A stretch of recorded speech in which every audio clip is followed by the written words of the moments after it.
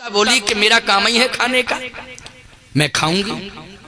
हनुमान जी ने कहा अच्छा अच्छा तो देर मत करो, खा लो खा लो। सुंदरकांड में सुरसा खाने की बात कर रही है कि खा लो खा लो, अब विलंब मत करो।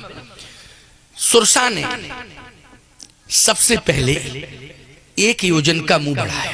बहुत बड़ा होता है 1 योजन का मुंह है। 1 योजन के मुंह में हमारी समझ में एक प्रदेश तो निपट ही जाएगा। बहुत बड़ा मुंह होता है 1 योजन का, पूरा प्रदेश ही चलो जैसा बचा ही नहीं सकता। बहुत बड़ा मुंह है। जोजन भरते बदन पसारा। पहली बार मतलब प्रथम दृष्टिया जब खाने की बात की तो जोजन भर का मुंह, जोजन भरते ही बदन पसारा, 1 योजन का मुंह बना करके आ गई। हनुमान जी बोले खाने भर के लिए इतना बड़ा मुंह क्यों भाई, इतना बड़ा मुंह खाने भर के लिए? अच्छा एक बात बताओ भैया, मुंह बड़ा हो और अंगूर को दोष को क्यों भाई? अंगूर दो, मुंह बड़ा हो। अच्छा हाथी के मुंह में अंगूर डालो, पता चलेगा हाथी?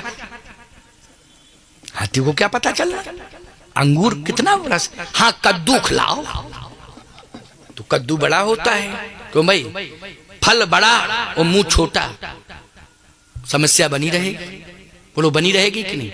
और फल छोटा और मुंह बड़ा तो समस्या बनी बनाई, उसको पता ही नहीं चलेगा। हाथी को अंगूर खवाओ पता ही नहीं चलेगा उसको कहां चला गया, ना रस का पता ना फल का पता। क्यों भाई? और कद्दू खिलाओगे तो एहसास करेगा हाँ कुछ गया है मुंह में, कुछ गया है मुंह में है। और मैं आपको बताऊं, आम खिलाओ तो पता नहीं चलेगा, आम का पेड़ खिला दो हाथी को तो पता चलेगा। आम से नहीं पता चलेगा, किससे पता चलेगा? आम के पेड़ से पता चलेगा। क्या बतावें, एक व्यक्ति जो है घूम रहा था, उसने कहा बड़ी समस्याएं हैं संसार में, थोड़ा सा घूमे फिरें देखें तो क्या समस्याएं। एक बगीचे में घुस गया और वो बगीचा था सब्जियों का। किसका बगीचा था? सब्जियों का। जैसे ही घुसा तो कद्दू की बेल दिखाई दे गई। उसने कहा ओहो हो, वास्तव में समस्या तो पेड़ पौधों में भी है, इंसान ही में नहीं है। बोले लता पत्राओं में भी समस्या है। क्या? बोले बेल इतनी पतली और फल इतना बड़ा। इसका मतलब है कि ये बनाने वाला व्यक्ति जो है समझदार नहीं है, दिमाग खराब, समझदार नहीं। इतनी पतली पतली बेल, कद्दू की बेल देखा आपने? बिल्कुल पतली पतली होती है और फल कितना बड़ा होता है। समझदार नहीं है बनाने वाला, पता नहीं बुद्धि खराब है उसकी। देखो तो मनुष्यों में समस्याएं नहीं, हम आज इस बगीचे में घुसे यहाँ भी समस्या दिखाई दे गई। इसने सोचा कि चलो बड़े बगीचे में चलें, ये तो छोटा है सब्जियों वाला बगीचा है, थोड़ा सा पेड़ वाले बगीचे में चलें। और जैसे गया तो आम लगे थे। बोले ओ हो यहाँ भी समस्या है, पेड़ इतना बड़ा और फल इतना छोटा, यहाँ भी समस्या है, बहुत बड़ी समस्या है। भाई पेड़ इतना बड़ा और फल इतना छोटा। सब्जी वाले बगीचे में गया था, बेल बिल्कुल पतली पतली छोटी सी और फल इतना बड़ा, वहां भी समस्या। वहां बेल छोटी थी फल बड़ा था, यहाँ वृक्ष बड़ा है फल छोटा है, बड़ी समस्या। जिसने भी प्रकृति में समस्या दी है वो भी दिमाग का कमजोर है, निश्चित रूप से समस्या पैदा कर दी। अरे ऐसी प्रकृति को क्यों जन्म दिया कि जिसमें समस्या पैदा हो गई? गर्मी का मौसम था, पसीना आ रहा था, छाया आम की बड़ी थी और लेट गया। और जैसे ही लेटा तो एक तोते ने आम को टच किया, वो आम जो है गिरा, उसकी नाक पर गिर गया, एकदम गिरा। बोले वो हो समाधान मिल गया। अगर बड़े वृक्ष में बड़ा फल लगा होता और नाक पर गिरता तो हमारा त्रयोदशी हो जाता। क्यों भाई? हो जाता कि नहीं हो जाता? बोलो इतना बड़ा फल अगर वृक्ष के हिसाब से लगा होता तो मेरे प्राण बचते। बोलो ईमानदारी से। बोले वाह धन्यवाद देता हूँ, जिसने प्रकृति बनाई है वो प्रणम्य है, वो प्रणम्य है जिसने प्रकृति को बनाया है, सोच समझ के लगाया है। बड़ा वृक्ष है, फल बड़ा लेकिन छोटा है।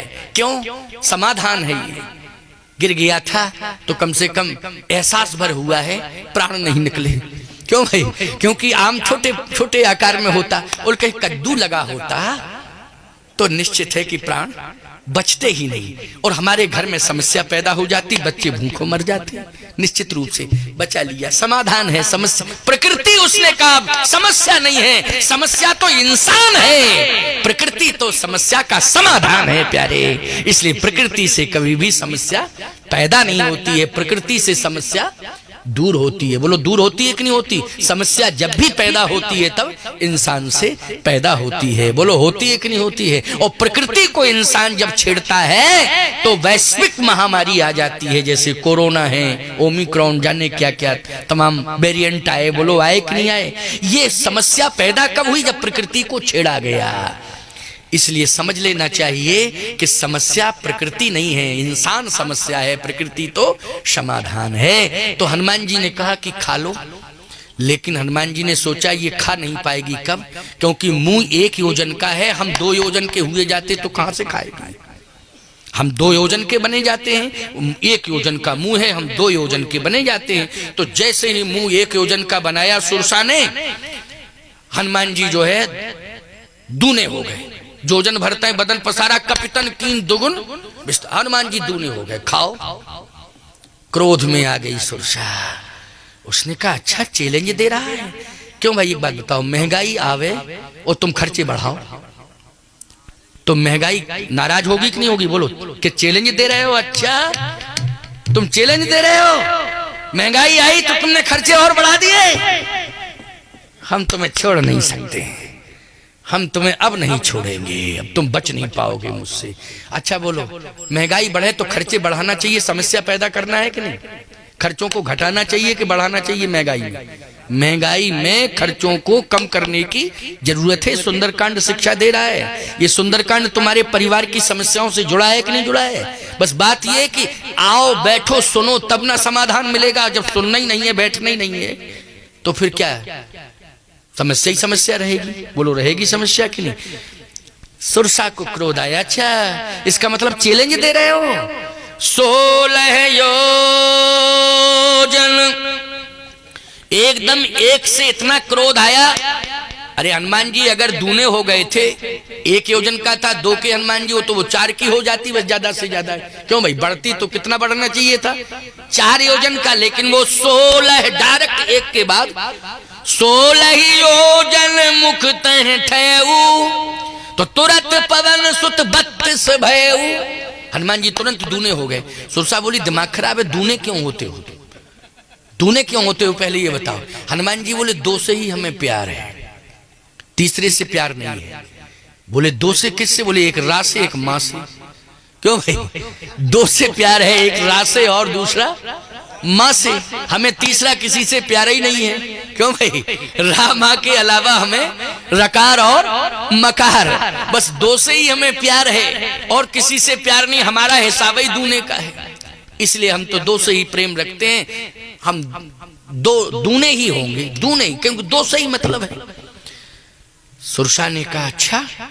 जस जस सुरसा बदन बढ़ावा, तास दून कपि रूप दिखावा। सुरसा ज्यों ज्यों बढ़ती है, हनुमान जी दूने बढ़ते जाते हैं।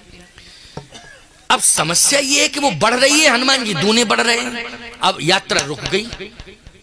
बोलो भाई, यात्रा रुक गई कि नहीं रुक गई? मतलब महंगाई बढ़ती गई, तुम खर्चा बढ़ाते गए, विकास रुक गया कि नहीं रुक गया? बोलो प्रगति रुक गई कि नहीं? रास्ता अवरुद्ध हो गया कि नहीं हो गया? बोलो रास्ता अवरुद्ध हो गया। अब तुम नहीं बढ़ पा रहे, बस इसी चक्कर में लगे हो। महंगाई बढ़ रही, खर्चे बढ़ा रहे, महंगाई बढ़ रही, खर्चे बढ़ा रहे, बस यही समस्या। अब आगे सब अच्छा, सुंदरकांड में अगर यही होता रहता तो इसके आगे रामायण बढ़ती, कथा बढ़ती नहीं बढ़ती।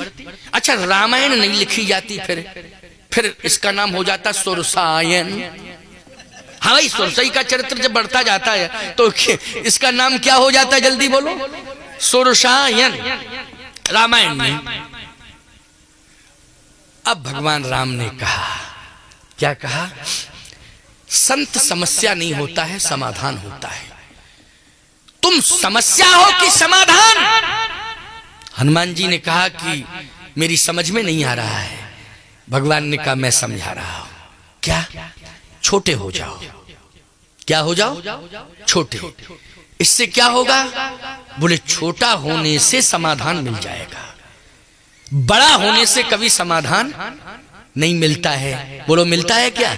लेकिन छोटा होने से समाधान मिल जाता है। क्यों भाई, मिल जाता है कि नहीं मिल जाता है? छोटा होना पड़ेगा। अर्थ क्या निकला? अर्थ ये निकला, महंगाई बढ़ रही हो तो खर्चे कम कर दो, आवश्यकताओं की पूर्ति करो और अनावश्यकताओं से निवृत्ति रखो। ऐसे एक संक्रमण काल में, महंगाई के संक्रमण काल में करना क्या चाहिए? आवश्यकताओं की, केवल आवश्यकताओं की पूर्ति करनी चाहिए और अनावश्यकताओं से उस समय निवृत्ति रखना चाहिए। तो याद रखना, तुम्हारा घर चलेगा और अर्थव्यवस्था तुम्हारी पटरी पर रहेगी। किस पर रहेगी? पटरी पर। लेकिन तुमने महंगाई में अनावश्यकताओं की पूर्ति करना शुरू कर दिया और भविष्य पर छोड़ दिया कि चलो ये नहीं तो इससे पूरा करेंगे, इससे नहीं तो इससे पूरा होगा, इससे नहीं तो इससे पूरा होगा, और यही सोचते सोचते महंगाई ऐसी आई कि हार्ट फेल हो गया। हार्ट ही फेल हो गया। लो, हो गया कि नहीं हो गया? लोग कहते नहीं साहब टेंशन में हार्ट फेल हो गया। किस में हार्ट फेल हुआ? टेंशन में हार्ट फेल हो गया। और याद रखना, ज्यादातर हार्ट फेल होते हैं टेंशन में। और सबसे बड़ा टेंशन क्या है? घर चलाना, परिवार चलाना। बोलो यही है ना सबसे बड़ा टेंशन। लेकिन सुंदरकांड तुम्हें प्रेरणा दे रहा है, इस बात को सुन लो, क्योंकि लो 9 तो बज ही गए, 9 तो बज ही गए। मैंने समय दिया था 6 से 8। बोलो दिया था कि नहीं? अब चूंकि 7 से 9, 6 से 8 नहीं हुआ तो 7 से 9, 7 बजे मैं मंच पर आ गया था कि नहीं आ गया था? थोड़ी देर बाद सम्मान के बाद प्रवचन शुरू हो गया, तो भरपाई तो हो ही गई है पूरा। 8 नहीं तो 9 बज गया। 1 घंटे विलंब से आया, 1 घंटे आगे बढ़ गया, तो समय तो पूरा हो गया कि नहीं हो गया? अब तुम कहो महाराज जी पता नहीं चला, तो पता नहीं चला तो इसमें हमारी क्या गलती है? क्यों भाई, हम तो घड़ी के हिसाब से समय देख रहे हैं, वो बोल रहे हैं पता नहीं चला तुमको, तो ये तो तुम्हारी समस्या है। हमको तो पता है, हम घड़ी भी देख रहे हैं, तुम हमें देख रहे हो, हम घड़ी देख रहे हैं, कितना बजा है। आइए सुनिए, बड़ी अच्छी बात है। समस्याएं आई, बड़ी समस्या आ गई। सुरसा खाने के लिए दौड़ रही हनुमान जी, दूने बढ़ते जा रहे हैं। भगवान ने कहा रुको, समस्या बढ़ रही है, समस्याओं को छोटा करना है। छोटा कैसे करना है? बोले समझदारी इसी में है कि बड़ा बन के समस्या का समाधान नहीं होता है। जब भी समस्या का समाधान होता है तो छोटा बन के होता है। बोलो होता है कि नहीं? क्या बन के होता है? छोटा बन के होता है। इसलिए छोटा बनो। हनुमान जी ने कहा कि छोटा बनना कृपा पर निर्भर करता है। कोई भी आदमी छोटा बनना नहीं चाहता, चाहे जितना उपदेश दो, लेकिन छोटा वो नहीं बनना चाहता। क्यों भाई? छोटा नहीं, वो कहता हम चैलेंज देंगे, भले ही मर जाएं, लेकिन हम चैलेंज देंगे। कृपा जब भगवान की हो जाएगी तो फिर निश्चित है वो छोटा बन जाएगा। किससे बनेगा? कृपा से। और कृपा कब होगी? बिन सत्संग विवेक न होई, राम कृपा बिन सुलभ न सोई। वही चौपाई आ गई ना, बिन सत्संग विवेक न होई, राम कृपा बिन सुलभ न सोई। कृपा बिना सत्संग के नहीं हो सकती है। सत्संग मिलेगा तो कृपा मिलेगी। ये जो सूत्र मिल रहे हैं, सत्संग से मिल रहे हैं कि नहीं मिल रहे हैं? किससे मिल रहे हैं? सत्संग से मिल रहे हैं। छोटे बन जाओ। हनुमान जी ने कहा कि आप कह रहे हैं मैं छोटा बना जाता हूं, क्योंकि मैं तो आपका सेवक हूं, आपकी बात मानूंगा। इसलिए कहता हूं या तो गुरु की बात मानो या ग्रंथ की बात मानो, दो में से किसी की बात मानो। या गुरु की मानो या फिर ग्रंथ की मानो। गुरु और ग्रंथ की बात कोई मान गया, गुरु की अथवा ग्रंथ की अगर बात मान ली, तो ईमानदारी से बताओ पतन से बच जाओगे कि नहीं बच जाओगे? समस्याओं से बच जाओगे कि नहीं बच जाओगे? निश्चित रूप से बच जाओगे। समस्याएं तो राम जी के सामने जितनी आई हैं, किसी के सामने नहीं आई इतनी समस्याएं। बोलो आई? राम जी के सामने तो समस्याएं से समस्याएं आती चली गई। जब थोड़े से बड़े हुए, शादी कराने जा रहे थे तो ताड़का मिल गई। वो भी खाने की बात कर रही थी। क्यों भाई? कर रही थी। बताओ ये समस्या है कि नहीं? शादी के लिए तुम जा रहे हो और बीच में कोई मिल जाए और कहे हम तुम्हें खा रहे हैं, तो समस्या है सबसे बड़ी। है दूल्हे को खा ले, फिर बारात का क्या होगा? है और फिर शादी किससे होगी? समस्या आई। तो बोलो जन्म से लेकर के और अंत तक समस्याओं से घिरा रहा राम का जीवन। बोलो घिरा रहा है कि नहीं? इधर राक्षसों से लड़ाई लड़ी, उधर गए तो सीता जी वन चली गई वाल्मीकि आश्रम में। बोलो समस्या आई कि नहीं आई? राक्षसों को मार के आए तो एक ऐसी समस्या अयोध्या में आई कि रहा सीता जी को वन भेजना पड़ा, वाल्मीकि आश्रम में भेजना पड़ा। बोलो भेजना पड़ा कि नहीं? ये समस्या आई। और ऐसी चुनौती आई, सबसे बड़ी समस्या कि बाप बेटे में युद्ध की संभावना हो गई। बोलो लवकुश आए और चुनौती किसको दी जा रही थी? जल्दी बोलो, किसको चुनौती दी जा रही? राम जी को चुनौती। बोलो ये समस्या नहीं है कि आदर्श पुत्र जो है अपने आदर्श पिता को चुनौती दें। यदि राक्षसत्व है दोनों में तो अलग बात है, लेकिन दोनों में देवत्व है। श्री राम कैसा कौन होगा और राम की संतान लवकुश कैसा, जहां एक एक रोम रोम में संस्कार महर्षि वाल्मीकि ने दिए हों, और ऐसी कंडीशन के युद्ध की संभावनाएं बन गई। बोलो ये समस्या है कि नहीं? इसके बाद जीवन समस्याओं से घिरा रहा राम का, और राम का जीवन समस्याओं से घिरा रहा, लेकिन जब जब भी समस्या आई समाधान हुआ। बोलो हुआ कि नहीं हुआ? जब जब भी समस्या आई वहां क्या हुआ? समाधान हुआ है। इसलिए मैं कहना चाहता हूं, संत एक ऐसी उपलब्धि है समाज के लिए जो इंसान की ही समस्या को दूर नहीं करता है। संत जब भगवान के सामने भी समस्या आती है तो भगवान की समस्या का समाधान भी संत हनुमान करता है। इसलिए संत तो संत ही होता है। हर समस्या का समाधान हनुमान ने किया। आज भगवान कह रहे हैं हनुमान जी से कि छोटे हो जाओ। हनुमान जी ने कहा बिल्कुल, क्यों नहीं, छोटे हो गए। सत जो जन तहि आनन कीन्हा, अति लघु रूप पवन सुतलीना। बदन पैठ पुनि बाहिर आवा, मांगी विदा ताहे सिरनावा।